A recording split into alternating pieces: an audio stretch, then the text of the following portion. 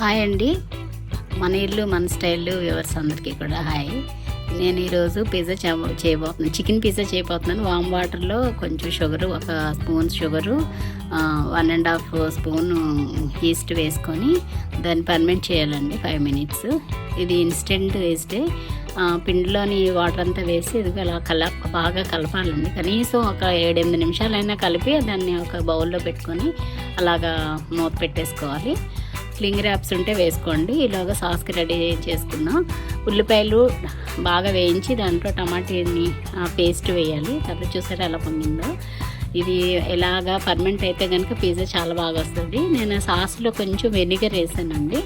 ఇది వామాకులని ముక్కలు చేసుకొని ఉల్లిపాయలు, టమాటీలు, చికెన్ ముక్కలు ఇవన్నీ కూడా ఒక్కొక్కటి వేసి చీజ్ ఎక్కువ వేసుకోవాలండి. దీంట్లోని చీజ్ ఎక్కువ వేసుకోవడం వల్ల చక్క పిల్లలకి ఇలా సాగేది అంటే ఇష్టం కదా పిల్లలకి, కాబట్టి అలా ఎక్కువ చీజ్ వేసుకొని ఒకటేమో ఓవెన్లో పెట్టాను, ఒకటేమో స్టవ్ మీద పెట్టాను.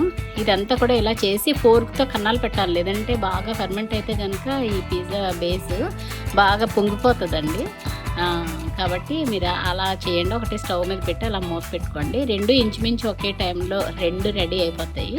యాక్చువల్గా 3 చేశాను. చూసారా తినడానికి రెడీ అయిపోయింది. ఇలాగానే మీరు చేసుకున్నట్లయితే మీకు బయటకు వెళ్ళాల్సిన పనే ఉండదండి. చాలా టేస్ట్గా ఉంటుంది.